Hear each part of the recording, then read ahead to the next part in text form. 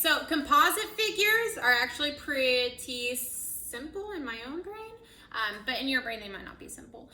Composite figure, all it literally means, composite just means more than one. We have composite figures, we have composite numbers, it just means more than one. So in this case, I'm always gonna have more than one figure inside my composite figures. For example, this guy right here, this shape. What two shapes are within this shape?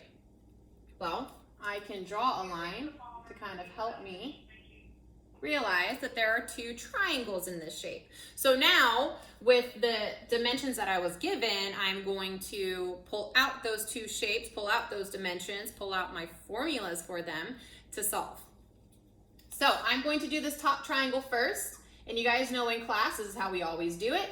I am drawing my shape, and then I am going to pull out my formula, which in this case, triangles are always base times height divided by 2. The thing that we need to be very conscious about is the base and height have to be the two that touch that 90-degree angle.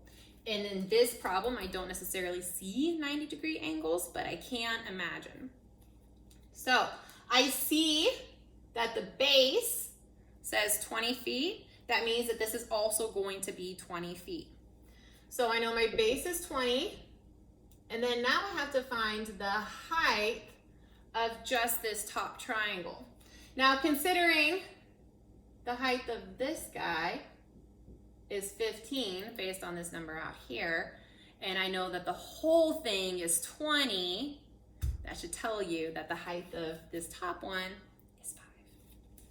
So, I have 20 times 5 divided by 2. Now, in class, we do go over this. We always simplify before we multiply, always. If you can reduce, do it. So, 20 divided by 2 or 5 divided by 2. I'm thinking it is a heck of a lot easier to cut 20 in half than it is to cut 5 in half. So I'm gonna do that. I'm gonna cut 20 in half and get 10. So now all I have to do is do 10 times 5, which we all know to be 50.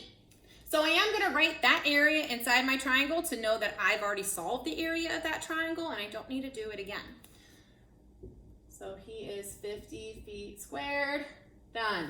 Now I'm working on my bottom triangle. I am going to pull him out, kind of drawn the same way he is over here so I don't get mixed up with my shapes.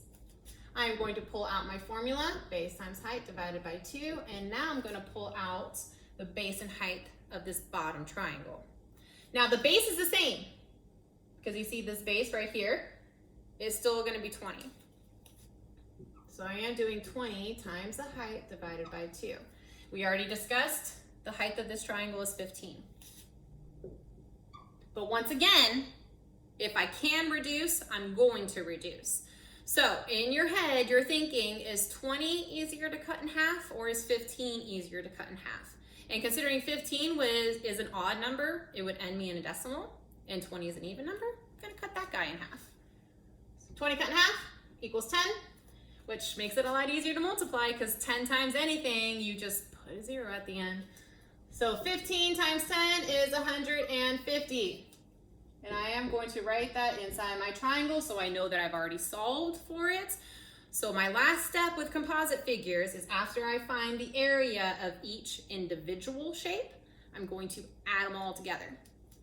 So 50 plus 150. This should be mental math. You should be able to do this in your head, but if you can't, just line them up and make sure everything is lined up with the place value.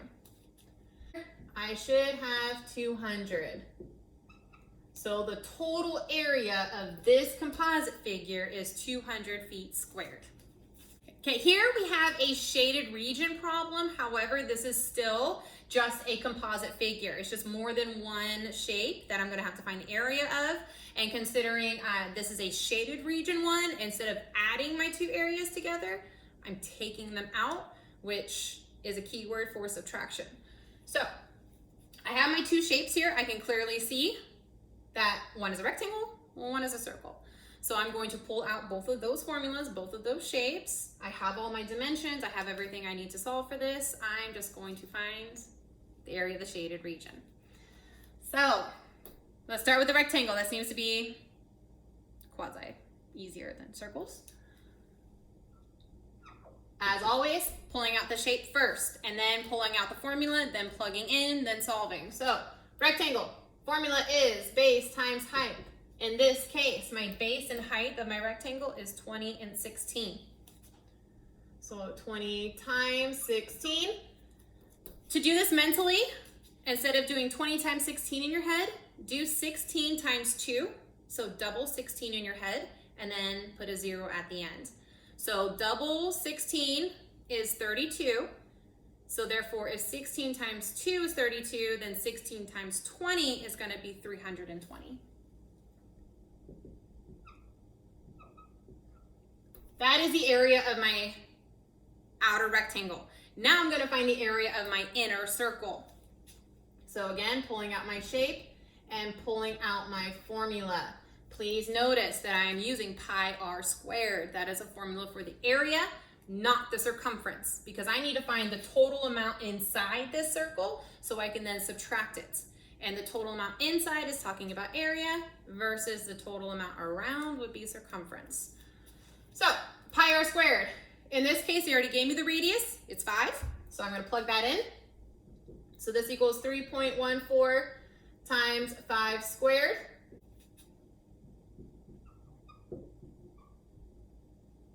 Okay. Now that I have the area of my rectangle and the area of my circle, this is where I'm going to subtract the two areas. Now, this one has a decimal in it, so I need to be very, very conscious about aligning place values. Forgot that word for a second. So 320 subtracted. I'm going to put a decimal after this 0 just to kind of keep my own number straight. Minus 78.5.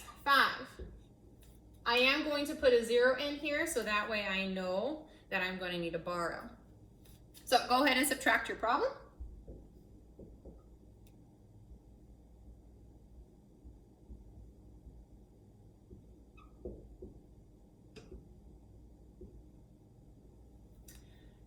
And the area of my shaded region came out to 241.5, which should be the same answer you got. And in this case, considering there's no units on here, we do need to make sure that we write units. So I'm not going to make up a unit. I'm just going to write u to the power of 2. So that way I know it's units squared. This is a number that's reflecting the area of something, not the perimeter, not something else. It's reflective of area.